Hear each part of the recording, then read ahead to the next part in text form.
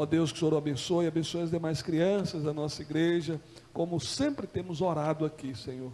Desejo do nosso coração, a nossa súplica ao Senhor é para que eles cresçam, ó Deus, e perseverem em teus caminhos todos os dias, amando ao Senhor de todo o coração. Em nome de Cristo é que assim oramos, te louvamos e agradecemos. Amém e amém, Senhor Deus. Amém.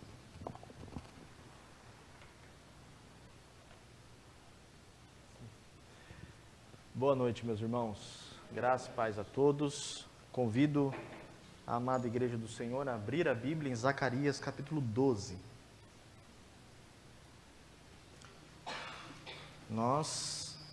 Faltam apenas 2 capítulos, né?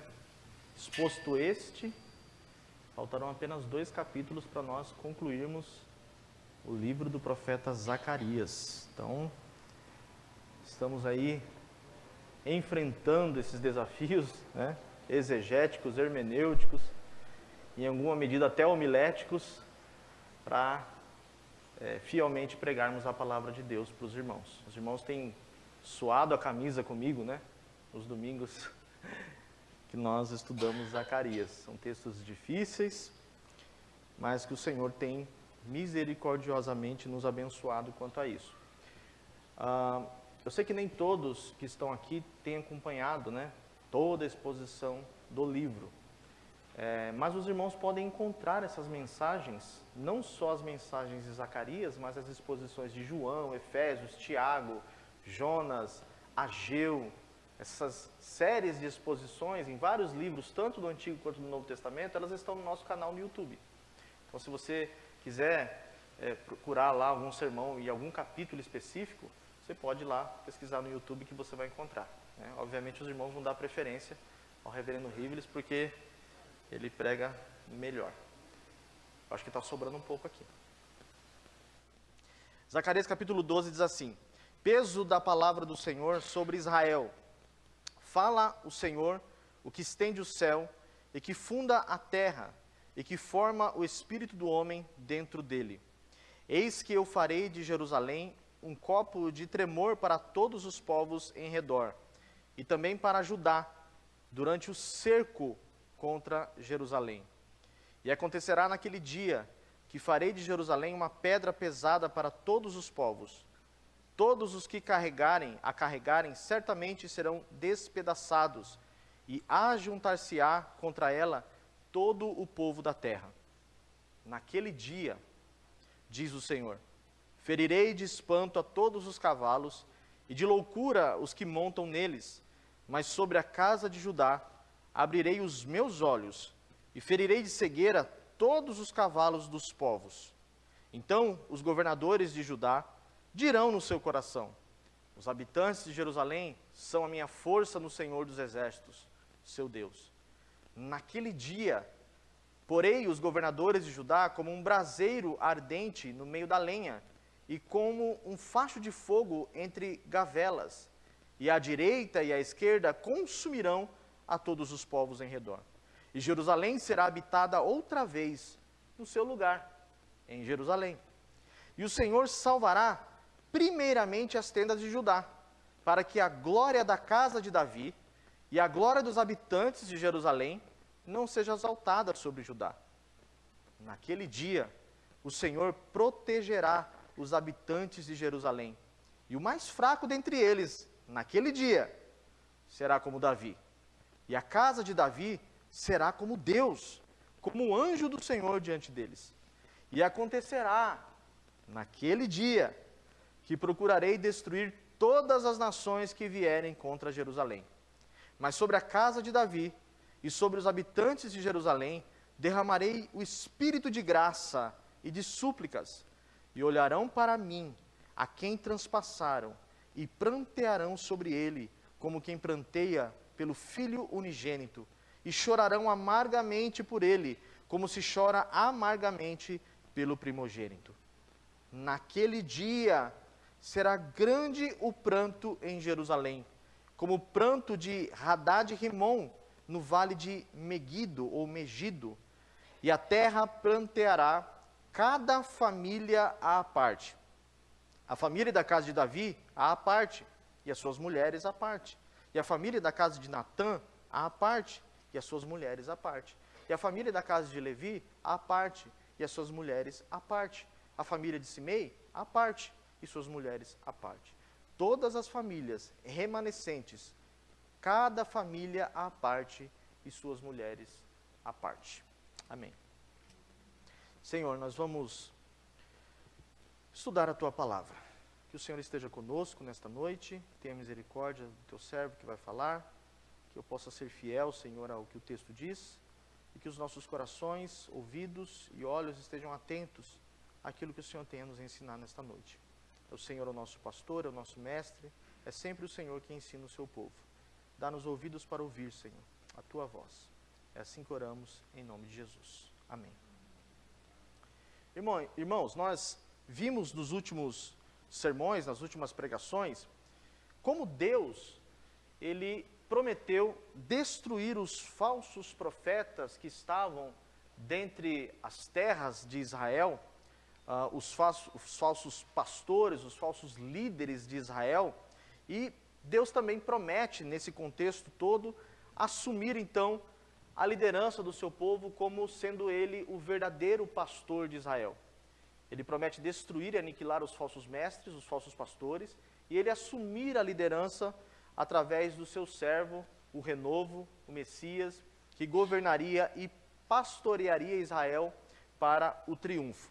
Quando nós lemos uma passagem como essa, que nós acabamos de ler, nós percebemos aqui o caminho que o profeta Zacarias está traçando para a nação de Israel. O caminho que o profeta deseja que não somente os seus primeiros ouvintes, que era a nação de Israel no período aqui do cativeiro, que havia retornado do cativeiro, mas também nós, os seus leitores agora, em 2025, o caminho que ele quer que nós percebamos aqui. Deus está levando a nação de Israel ao seu clímax. Deus está levando o seu povo à vitória que Ele havia prometido por intermédio do Messias para o seu povo Israel. O profeta aqui nesse texto, então, ele vai descrever um evento especial, um dia especial que se dará dentro deste enredo que nós temos estudado aqui no livro do profeta Zacarias. Os irmãos já puderam perceber na leitura a repetição da expressão aí naquele dia. Em algumas traduções mais livres, a tradução aparece quando esse dia chegar. A palavrinha que aparece aí, ou a expressão naquele dia, aparece pelo menos, curiosamente, 7 vezes nesse texto. Apenas no capítulo 12, aparece 7 vezes a expressão naquele dia. Verso 3, os irmãos podem observar aí na sua Bíblia. Verso 4, verso 6, no verso 8 aparece 2 vezes, verso 9 e verso 11. Basicamente todo o texto quer chamar a atenção do leitor e obviamente dos ouvintes de Zacarias para este dia, para os eventos que sucederiam nesse dia já preparado por Deus para realizar a vitória e o triunfo de Israel contra os seus adversários, contra os seus inimigos. Então, nós percebemos como o profeta quer chamar a atenção dos seus leitores quanto a isso. E eu destaquei aqui, meus irmãos, pelo menos 3 desses eventos, ou 3 dessas coisas que acontecerão neste dia preparado por Deus. E a primeira coisa que nós vamos aprender nesse texto é que Israel, neste dia, Israel experimentará grande aflição. No dia preparado por Deus, Israel experimentará grande aflição. Nós vamos ver isso dos versos 1 ao verso 3, em que o profeta vai dizer, nesses 3 primeiros versos aí, que haverá um cerco feito por todas as nações gentílicas contra Jerusalém, e especialmente sobre a casa de Judá, sobre a tribo de Judá, o reino do sul, comprometendo assim, meus irmãos, a promessa do Messias que nós temos estudado até aqui. Deus havia dito que enviaria um renovo, um libertador para Israel, e esse cerco que se levantaria contra Jerusalém comprometeria então o nascimento desse ser, desse descendente de Davi, que viria para reinar sobre Israel. Então vamos caminhar aí. O verso 1 inicia então declarando a natureza dessa mensagem do profeta Zacarias. O texto diz aí que se trata de uma sentença, isso nós já vimos em outros textos aí. Só que observe, irmãos, que se trata, em algumas traduções, aparece, acho que a ARA aparece assim, né? Sentença pronunciada pelo Senhor contra Israel.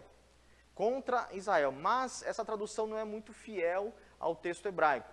O texto hebraico, uma tradução mais adequada a esse primeiro versículo, seria mais ou menos assim: a sentença do Senhor sobre ou concernente a Israel. Porque observem os irmãos, que Deus não está falando contra Israel no texto. Deus não está se dirigindo para juízo do seu povo, muito pelo contrário. No contexto, Deus está prometendo vitória ao seu povo e juízo contra aqueles que se levantam contra o seu povo. Então, uma tradução mais ideal aí seria uma sentença, e há teólogos que caminham nessa direção, isso não é coisa que o irmão Bruno inventou, né? Inclusive, um teólogo chamado William Greathouse, ele traduz assim: peso sobre Israel ou concernente, referente à nação de Israel. Eu já expliquei para os irmãos que o uso dessa palavra, que inclusive aparece no capítulo 9, ela significa literalmente aí peso, fardo ou carga. Por isso que a minha tradução, inclusive, prefere a palavra assim. De vez em sentença, aparece a palavra peso da palavra do Senhor. Porque como se tratava de um juízo de Deus contra os povos que se levantariam contra Israel, a mensagem de Zacarias, como nós temos visto até aqui, não era uma mensagem muito fácil de se ouvir. Se tratava normalmente de juízo, de sentença, de castigo para aqueles que desobedeciam a Deus. Então não era algo fácil de se receber.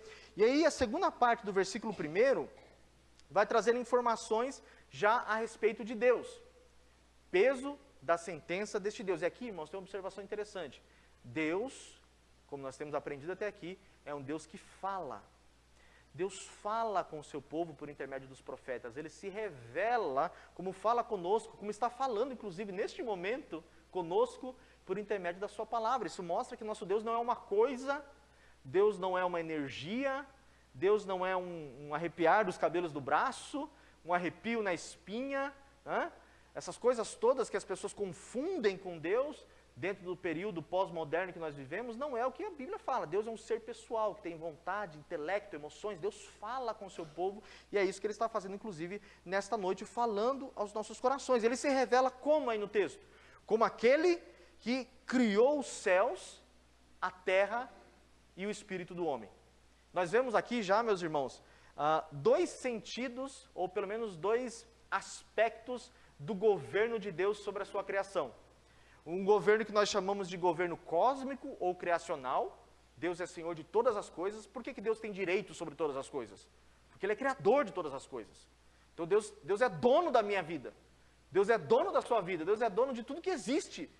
Simples, porque Ele criou todas as coisas. E pertence a Ele, portanto Ele tem direitos sobre essas coisas. E um governo também mais restrito. Um governo, como nós vamos perceber no contexto, que nós podemos inclusive chamar de nacional. Deus mostra-se aquele que é Senhor do homem, porque Ele criou o homem e deu espírito para o homem ter vida. E não somente o ser humano, mas também a nação de Israel, a quem Deus está se dirigindo aqui, por isso Ele tem direito sobre a nação de Israel. Este é o argumento do profeta Zacarias, um argumento bastante simples, né? Deus tem autoridade sobre Israel e sobre todas as nações circunvizinhas que se levantariam contra Israel, simplesmente porque Ele é criador de todas as coisas. É dele, Ele faz aquilo que Ele quer. Algo semelhante com o argumento do apóstolo Paulo em Romanos capítulo 9, né? Pode o vaso dizer para o oleiro, por que me fizeste assim? Faz sentido a criatura dizer para o Criador, por que as coisas estão sendo desse jeito? Só isso aqui, irmão, já daria um outro sermão, né? Já daria uma outra direção para o nosso sermão, para nós estudarmos um pouquinho a respeito de como nós devemos entender a autoridade de Deus sobre todas as coisas, coisas boas e coisas más. Se Deus é criador de todas as coisas, e se nós olhamos para a Escritura e aprendemos que Deus continua assentado num alto e sublime trono, governando todas as coisas que acontecem neste mundo, isso em alguma medida deveria trazer consolo aos nossos corações. Não é verdade? Coisas boas e ruins que acontecem, como a perda de um ente querido, ou como a abertura de uma porta em uma grande universidade para você ser bem-sucedido na vida, todas essas coisas, boas ou más, elas estão sob o governo de Deus, nas palmas das mãos de Deus. Por isso ele merece toda a honra, toda a glória e todo o louvor, porque ele é soberano sobre todas as coisas. O verso 2 diz o que Deus fará com Jerusalém, especialmente, que é basicamente o objeto da mensagem do profeta Zacarias.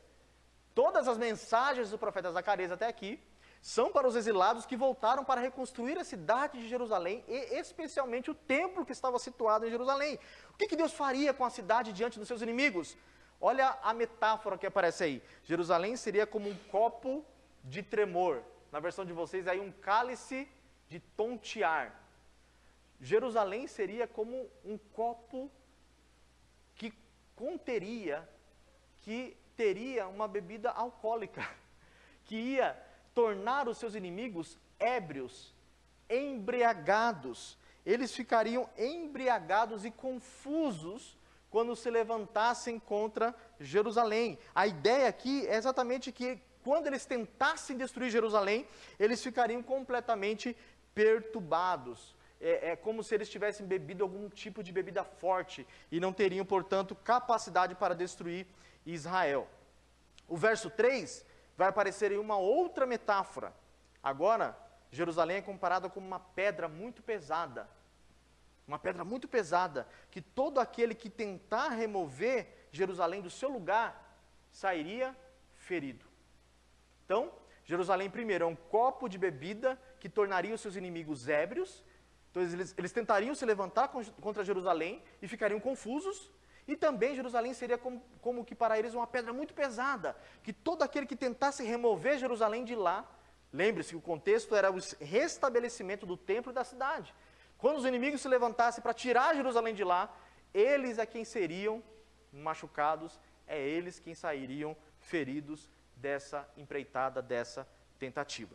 Então o bloco aí, dos versos 1 ao 3, termina dizendo que todo o povo da terra, observem isso, todos os povos se levantariam contra Jerusalém, mas seriam confusos e sairiam feridos. Essa é a lição do primeiro bloco aí. E nós devemos considerar, irmãos, a título exegético, interpretivo, que o uso, observem isso, o uso da palavra Jerusalém, aqui no texto, falando da cidade de Jerusalém, é uma espécie de figura de linguagem.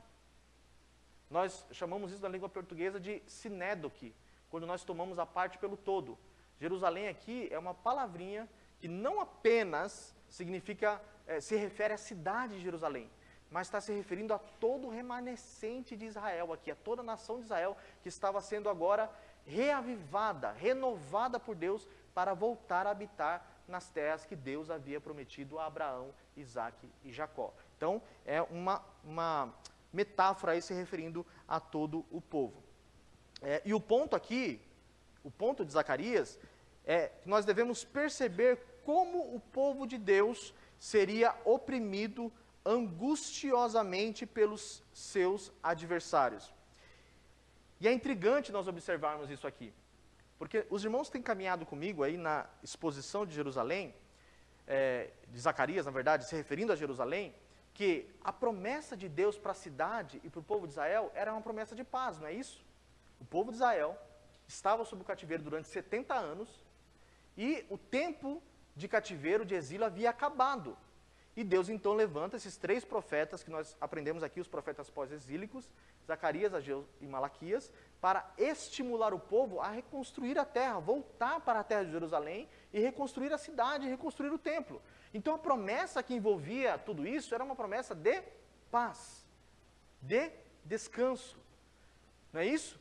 Mas o que nós vemos nesse texto aqui é Deus usando o profeta para dizer que haveria um cerco sobre Jerusalém. As nações ao redor se levantariam, ainda que ficassem embriagadas, ainda que se ferissem com isso, com essa tentativa de destruir Jerusalém, haveria momentos de aflição para a cidade. Zacarias quer chamar a atenção para um dia, preste atenção, em que as coisas para Israel, apesar das promessas de paz, se tornariam bastante angustiosas, se tornariam bastante difíceis. Quando esse dia chegar, Jerusalém será cercada por todos os seus adversários, por todos os seus inimigos. Ele pode estar se referindo aqui a alguns eventos que aconteceram na história. Os irmãos conhecem, no período, 70 anos depois que Jesus foi assunto aos céus, Jerusalém foi invadida pelo general Tito. Houveram muitas revoltas judaicas, inclusive no período entre o profeta Malaquias, que foi provavelmente o último dos profetas, até João Batista, foram cerca de 400 anos, que é conhecido como o tempo do silêncio, e que Deus, dizem, né, que Deus não se comunicou, ou não falou. E nesse período, houve a revolta dos Macabeus, em que muitos judeus se revoltaram contra o Império Romano, muito sangue foi derramado, houve muitas revoltas judaicas, até em 70 depois de Cristo, quando o general Tito, de fato, não aguentou mais todas essas revoltas e, de fato, se levantou contra Jerusalém. Jerusalém foi novamente destruída, os judeus foram dispersos até 1945, quando eles voltaram para a terra. Zacarias pode estar se referindo aqui a esse evento que aconteceu 70 anos depois de Cristo, em que Jerusalém seria cercada por seus inimigos. Foram tempos extremamente, eu quero a atenção dos irmãos aqui, foi um tempo extremamente angustioso para Israel. Quando as cidades antigas elas eram cercadas, cidades como Jerusalém, que eram muradas por todos os lados, eles ficavam sem água, eles ficavam sem ter como colher dos seus plantios, como viver da agricultura. Se os irmãos lerem, por exemplo, Lamentações de Jeremias, e até o livro do profeta Jeremias, as descrições que Jeremias faz no período em que Jerusalém ficou cercada pela Babilônia, são coisas horrorosas, irmãos. As mães tinham que comer os seus próprios filhos. Elas tinham que apostar, não vou dizer apostar, mas elas tinham que decidir entre elas qual filho seria comido primeiro. Amanhã nós comemos o seu, e depois de amanhã vai ser o seu, para o ímpar. Era horroroso. Muitos deles comiam os seus abjetos, né? Para não falar outra coisa. Era coisa horrorosa. Porque não tinha de onde tirar comida, eles estavam cercados. E foi isso que aconteceu em 70 depois de Cristo. Seriam tempos angustiosos, tempos difíceis. Ok? Outro evento que Zacarias pode estar falando aqui, talvez tenha um sentido mais escatológico. Talvez Zacarias, por ser um profeta, esteja se referindo aos tempos do fim aqui. Há um momento, de fato, em que, de acordo com as profecias bíblicas, as forças do mal se levantarão contra o povo de Deus, e eles serão lideradas por um personagem, que inclusive é falado muito pelo apóstolo Paulo, que nós conhecemos ele como anticristo. João, que o pastor tem pregado aqui todo domingo, fala muito dessa figura também. O anticristo será aquele que liderará as forças do mal contra o povo de Deus. Há vários, irmãos, o tempo não me permite aqui, mas há inúmeros textos bíblicos que falam que os tempos do fim serão tempos duramente angustiosos. Tempos em que a verdade não vai ter mais espaço para a verdade. As pessoas terão comichão nos seus ouvidos. Eles inventarão, os homens maus, eles inventarão maldades. As pessoas farão mal e mal ao seu próximo. Eles odiarão tudo que se chama Deus.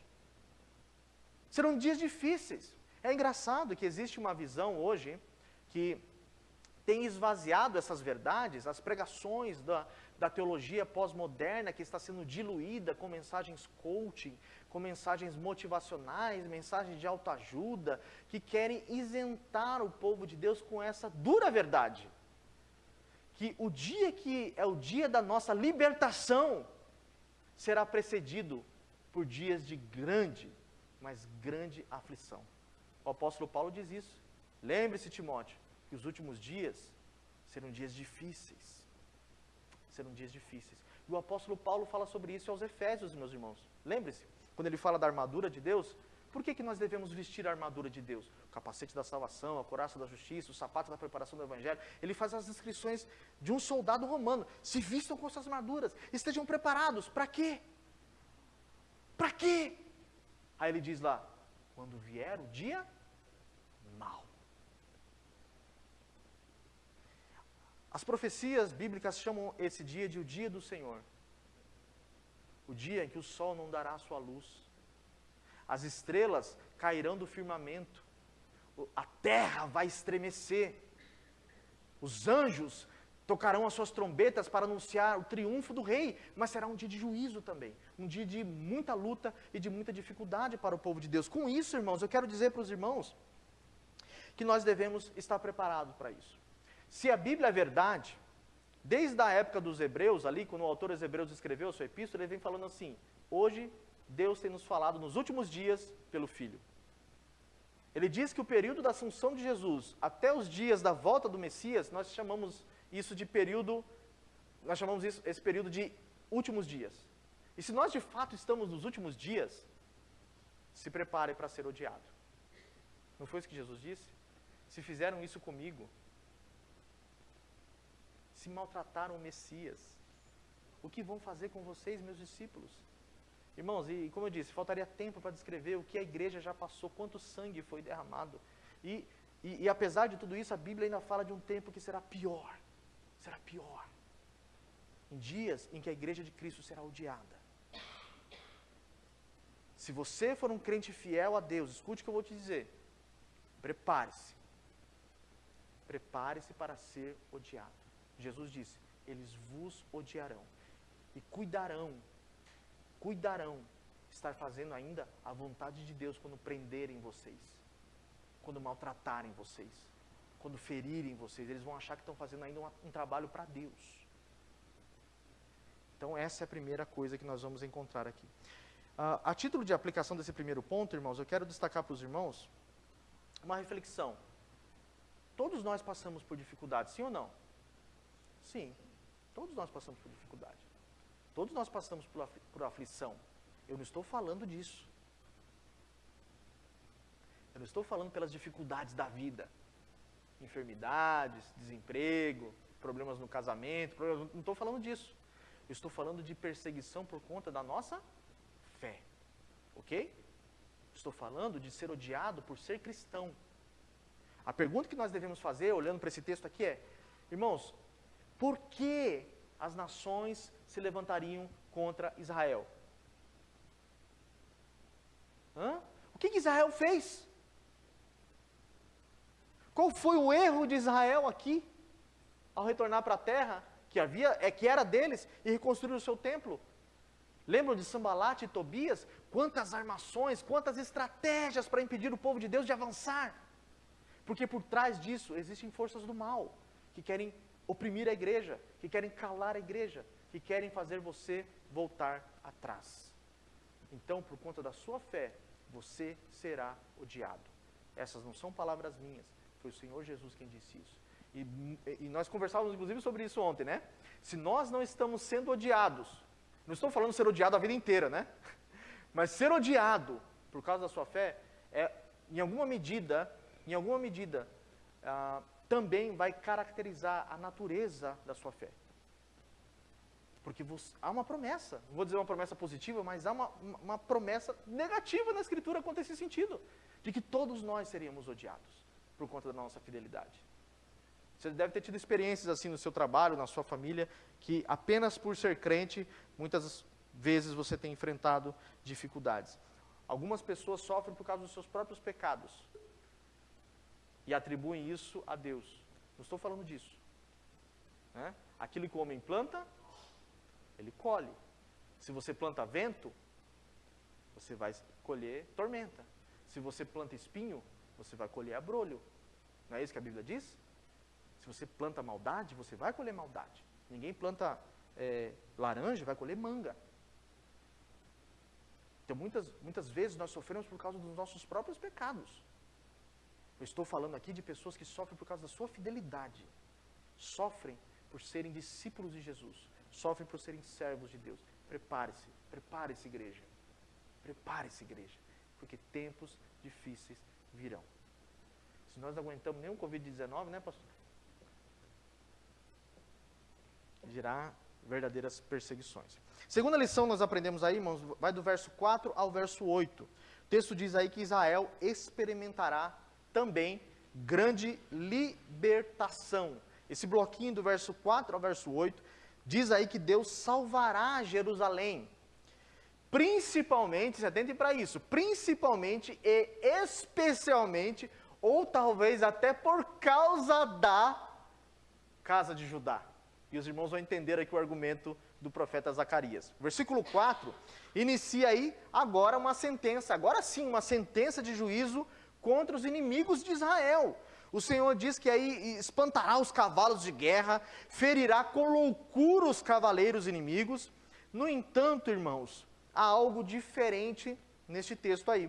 O texto destaca que sobre Judá, o Senhor abriria os seus olhos. Zacarias está aí construindo a sua argumentação, essa demonstração do cuidado do Senhor, ia gerar confiança, inclusive, na própria liderança de Israel. Veja o verso 5 aí, os governadores de Judá, eles diriam no seu coração que os habitantes de Jerusalém são a nossa força no Senhor.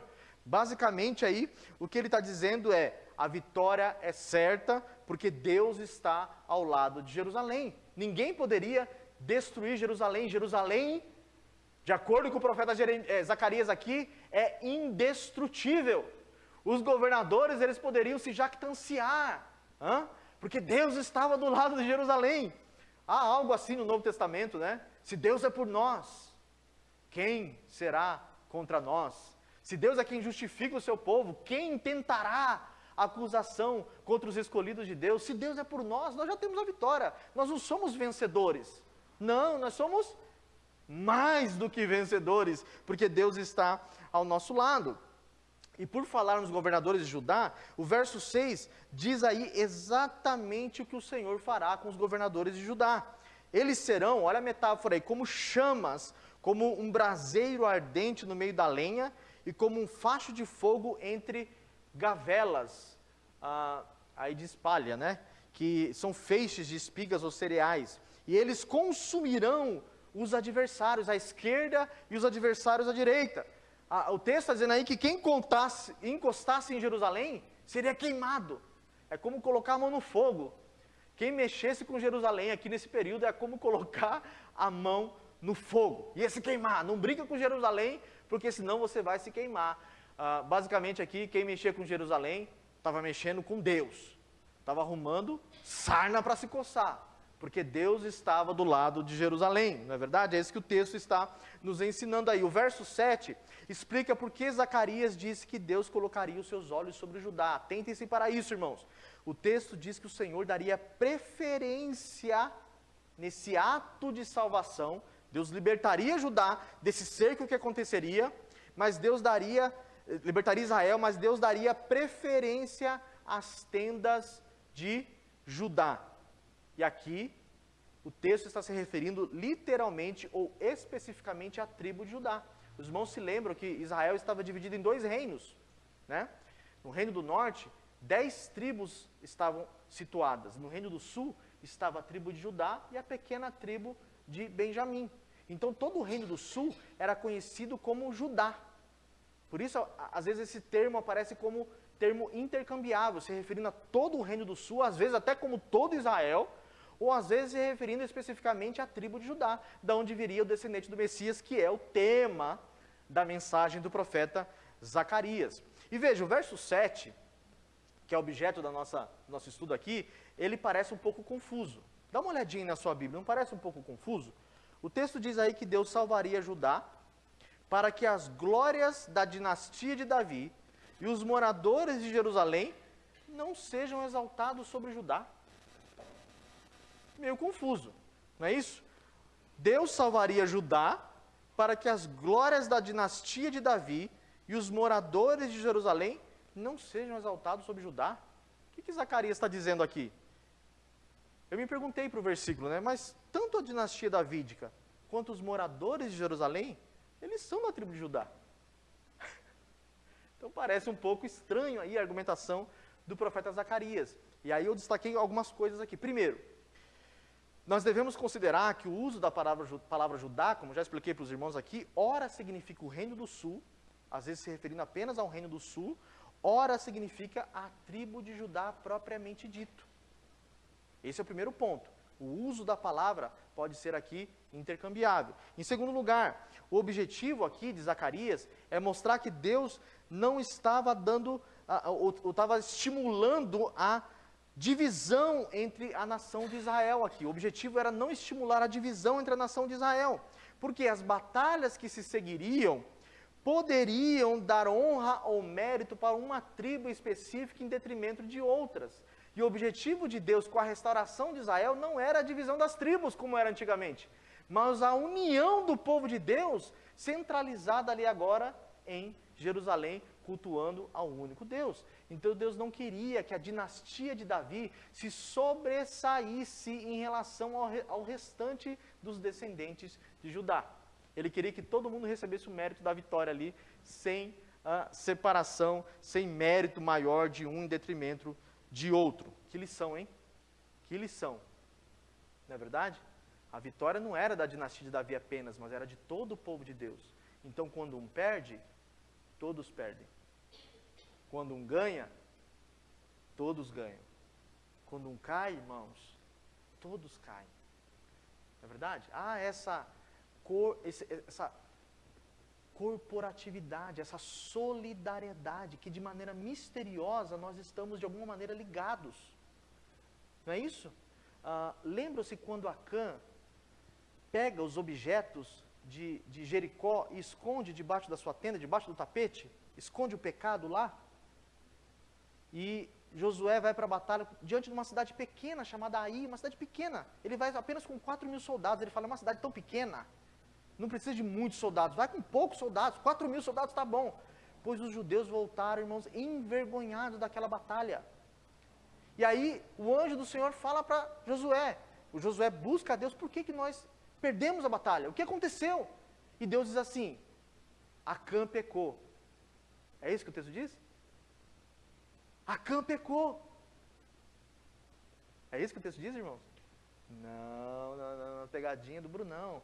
A Bíblia não diz isso, a Bíblia diz, Israel pecou. Israel pecou. Um pecou, Israel pecou. De modo que toda a nação foi derrotada por causa do pecado de um homem. Lembra que eu disse para os irmãos, ninguém peca sozinho. Quando um perde, todos perdem. Quando um ganha, todos ganham. Porque nós somos um corpo. O apóstolo Paulo diz isso no Novo Testamento, não é isso? Quando um membro está ferido, todo o corpo padece. Quando um membro está caído, todo o corpo padece. Por isso nós temos responsabilidades uns com os outros.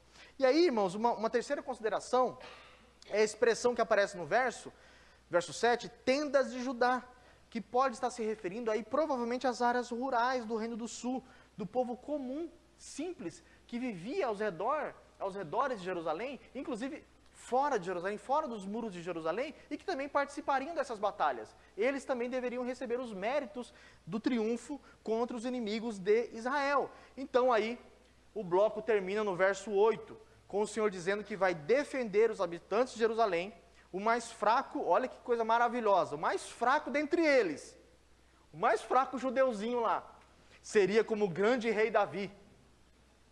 E aqueles que eram descendentes de Davi, da dinastia davídica, eles seriam como o próprio Deus, diante dos seus inimigos.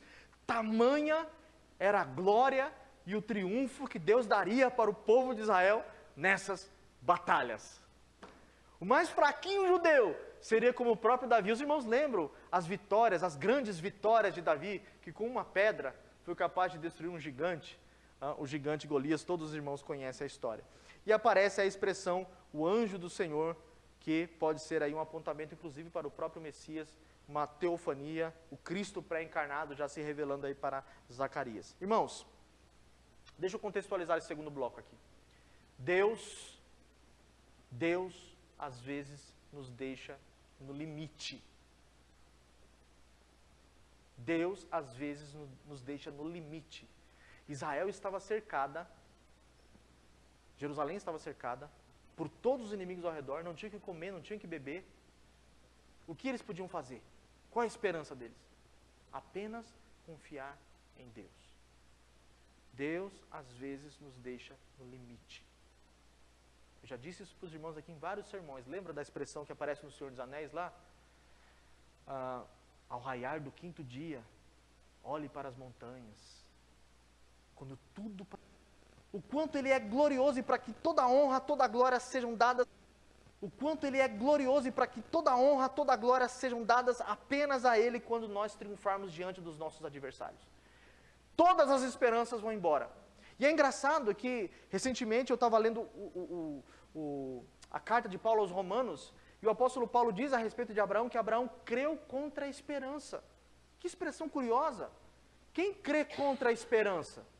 Parece que Paulo está criando ou personificando a esperança, como a sua própria esperança estivesse dizendo para Abraão assim, Abraão, calma lá, você já é um ancião, cara, você já tem 100 anos. Desista. Sua mulher já está aí com 80, 90 anos. Desista dessa história, Abraão. Volta para a casa dos seus pais. A Bíblia diz que ele creu contra a esperança. E foi pai de muitas nações. Irmãos, às vezes a esperança vai falhar. Tem até um hino nosso que diz isso. Às vezes a própria esperança vai falhar. A sua fé vai vacilar. Você vai estar cercado de inimigos. Não vai ter para onde recorrer. E é nessa hora, uma profecia para a nossa igreja, né? É nessa hora que a mão de Deus vai entrar em ação na sua vida. Quando você menos esperar. Esse é o modus operandi de Deus. Espere as coisas ficarem escuras mesmo. Não tenha medo do escuro. Não tenha medo das perseguições. Não tenha medo das lutas. Não tenha medo das dificuldades. Maior é aquele que está conosco. Não é isso que Eliseu disse para o seu servo? Carros e seus cavaleiros. Estamos cercados, Eliseu. Senhor, abre os olhos do moço para que veja. Quando o Senhor abre os olhos do moço, carros e mais carros de fogo ao redor de Eliseu. E ele então percebe a grande vitória que Deus dá para Israel. Maior é aquele que está com o povo de Deus do que aquele que está no mundo. O Salmo 124 diz isso. Irmãos, não sei se se emociona com isso, mas que coisa linda. O Salmo 124 diz, se não for ao Senhor, ó Israel. Se não for ao Senhor. Se o Senhor não estivesse ao nosso lado, Israel, nós teríamos sido engolidos vivos. Se o Senhor não tivesse nos dado vitória, Israel, nós teríamos sido atropelados pelos nossos inimigos. Eles teriam nos obliterado, eles teriam feito com que Israel deixasse de existir. Mas o Senhor esteve conosco. Um anjo do Senhor, irmãos. Um anjo do Senhor, um pequeno anjo do Senhor, o mais fraco anjo das miríades celestiais, foi capaz de destruir 185.000 soldados do exército do rei da Síria. Deus é mais poderoso do que os seus problemas. Deus é mais poderoso do que os seus inimigos. Deus é mais poderoso do que a morte. A gente costuma dizer, a morte é a única coisa que não tem solução. Mentira, pois Jesus venceu até a morte. Quem pode, irmãos, quem pode triunfar sobre aquele que é o Criador dos céus e da terra e que deu espírito para o homem? Quem se levantará contra o povo de Deus? Receba esta palavra e receba com alegria no seu coração, porque Deus te dará vitória diante dessas perseguições, diante dessas tribulações. Eu termino esse segundo bloco dizendo assim para você, não é o fim. Talvez você tenha entrado aqui, ou talvez esteja assistindo pela internet, e você disse assim para você mesmo, é o fim, para mim acabou. Não tem mais jeito. Deus está dizendo para você com essa mensagem, não é o fim. O judeuzinho que estava lá dentro podia pensar assim, né? Acabou. Estamos cercados por todos os lados. Não tem mais jeito. Deus diz, tem sim. Eu vou mostrar para vocês que o poder está nas minhas mãos e não no mérito de vocês. E por fim, irmãos, versos 9 ao 14, talvez seja a parte mais bonita do texto. Diz aí que Israel experimentará grande renovação. Nesse dia, será um dia de grande aflição, será um dia de grande libertação, mas também será um dia de grande renovação para Israel. O texto vai dizer aí para a gente que o Israel remanescente, Judá e Jerusalém mais especialmente, eles vão se arrepender por terem rejeitado o Messias. Lembra do pastor rejeitado no sermão anterior? Eles rejeitaram o Messias. Mas nesse texto diz que Israel vai se arrepender de ter rejeitado o Messias. Desculpe, irmão. O bloco inicia no verso 9, continuando com a mesma ideia. Naquele dia Deus destruirá os inimigos de Israel. E o verso 10, meus irmãos, Zacarias destaca algo bastante diferente que acontecerá com esse remanescente fiel de Israel. Deus, se atentem para isso, Deus derramará sobre eles não um espírito de corajosos guerreiros. Eles não serão corajosos guerreiros, né? Ou um espírito de alegria, um espírito de festa, um espírito de triunfo. Não. O texto diz que o Senhor derramaria sobre eles um espírito de graça e de súplicas.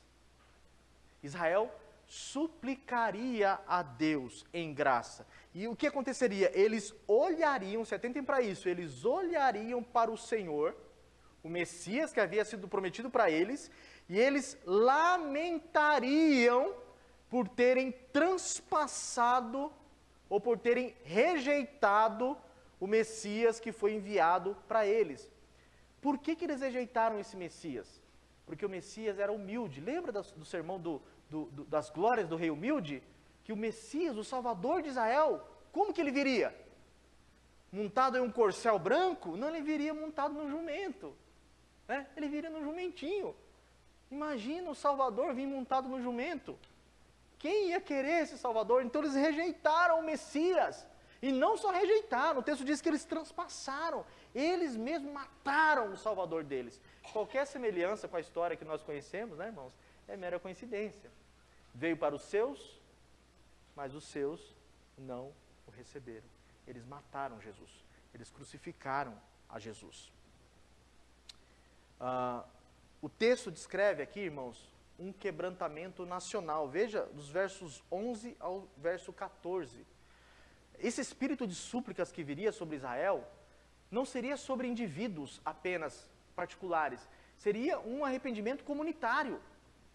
Veja a expressão que aparece das famílias, não é isso? No finalzinho do capítulo 12, aí, todas as famílias, o verso 14 diz, todas as mais famílias remanescentes, cada família à parte, as suas mulheres à parte. Ele descreve até algumas tribos aí, não é isso? Que se lamentariam, eles ficariam tristes por terem feito aquilo com o Messias. Que promessa gloriosa aqui para o povo de Deus, irmãos.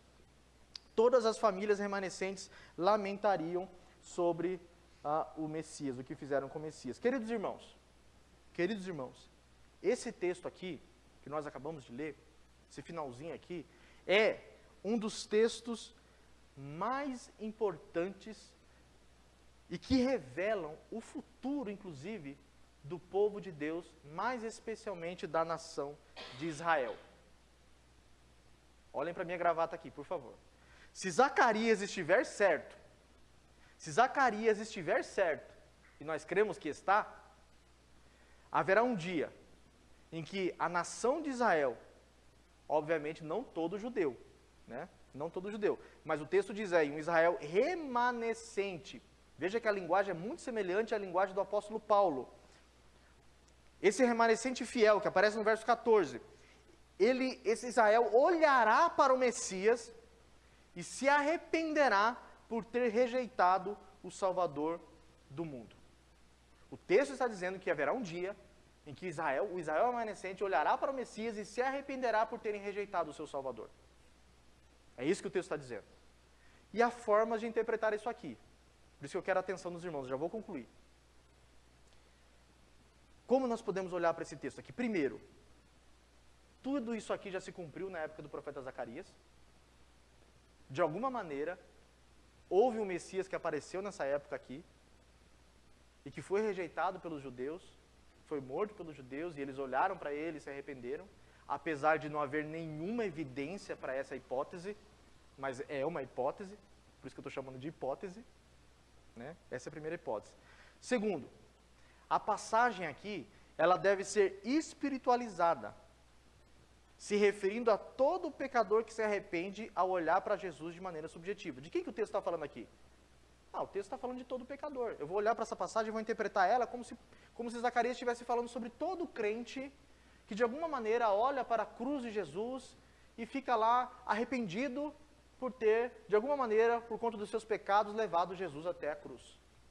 É uma maneira de... Inclusive, muitos teólogos caminham nessa direção, né? Subjetivando e alegorizando o texto aqui.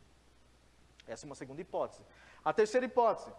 Essa passagem, se os irmãos observarem, ela já foi citada por João, em João capítulo 19, verso 37. Quando Jesus está sendo crucificado, e existem aqueles eventos cataclísmicos, por exemplo, a terra treme, o véu do templo se rasga, o céu fica escuro do meio-dia até as 3 da tarde. Todos esses eventos fizeram com que muitas pessoas olhassem para Jesus e falassem, verdadeiramente ele era o Filho de Deus.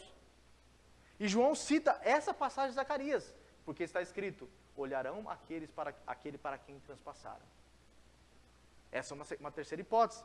E existe uma quarta hipótese, que a passagem está falando o que está falando. A passagem está falando o que está falando. Fala do encontro de Israel, que rejeitou o Messias, com aquele que sempre foi enviado justamente para salvá-los. Essa linguagem é exatamente a linguagem do apóstolo Paulo em Romanos capítulo 9 a 11. Deus rejeitou o seu povo? Paulo diz, de maneira nenhuma. Ele conserva para si um remanescente fiel, que será aqueles que crerão, olharão para o Messias, na volta do Messias. Muitos teólogos caminham nessa direção, que haverá um avivamento final. Neste dia, observem isso, irmãos, eu já caminho para a conclusão. Na volta e no advento do Salvador, será um momento precedido de grande aflição, que na Bíblia é chamado de grande tribulação, não é isso? Nesse dia, haverá um grande triunfo do povo de Deus, porque o texto diz que o Senhor destruirá com o sopro da sua boca o anticristo. E Satanás será destruído, aniquilado, o inferno será lançado num lago de fogo de enxofre, todas as forças do mal serão obliteradas. Mas também será um tempo de arrependimento, especialmente para o povo de Israel. Não para todo Israel, todo judeu, mas para um Israel remanescente, porque Paulo diz lá em Romanos capítulo 9, que Deus não viste a palavra do profeta, Deus conservou para si ainda 7.000 que não se dobraram diante de Baal.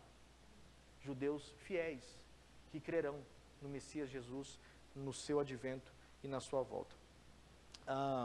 Portanto, com isso, irmãos, eu quero encerrar dizendo que há esperança para o povo de Deus, mesmo em dias calamitosos, em dias difíceis. Deixa eu aplicar com duas coisas e eu já encerro. A primeira coisa, você tem orado pela nação de Israel? Você tem orado pela nação de Israel? Nós temos visto notícias sobre isso, de guerras, de sofrimento naquelas terras. Na verdade, há muito tempo, né? Que aquelas terras passam por sofrimento. E a Bíblia diz, orai pela paz em Jerusalém. Não foi eu que inventei isso. A Bíblia diz, orai pela paz em Jerusalém. O povo de Deus deve orar por Jerusalém, para que haja paz naquela terra. O apóstolo Paulo diz em Romanos capítulo 11, irmãos, que se com a queda, com a rejeição do Messias, eles rejeitaram o Messias, vieram para o que era seu, e os seus não receberam. Paulo diz, com a queda de Israel, todo mundo foi abençoado. Que dirá quando eles forem restaurados? Salvação e ressurreição dos mortos, diz o apóstolo Paulo em Romanos capítulo 11. Eu desafio você a ler esses capítulos na sua casa, depois com mais paciência. O tempo aqui não permite eu expor todo. Mas se a queda deles abençoou o mundo, porque nós conhecemos o Messias como? Porque eles foram endurecidos. Paulo diz que eles foram endurecidos para que o tempo dos gentios chegassem. Nós conhecemos o Messias porque eles tropeçaram nessa pedra que os edificadores rejeitaram. E Paulo diz, se eles tropeçaram e a salvação veio para o mundo, que dirá quando eles forem restaurados? Ressurreição de entre os mortos. Por isso nós temos que orar, para que eles se convertam, para que eles creiam no Messias, para que eles voltem para o seu Salvador, para apressar a volta do Salvador e este mundo todo ser restaurado, de acordo com o que o apóstolo Paulo diz em Romanos capítulo 8, em que toda a terra se encherá do conhecimento do Senhor, como as águas cobrem o mar. Ô glória! Ô glória! Dá um aleluia aí, crente. E uma aplicação mais pessoal, que eu estou até suando a camisa aqui já. Uma aplicação mais pessoal. Arrependa-se dos seus pecados.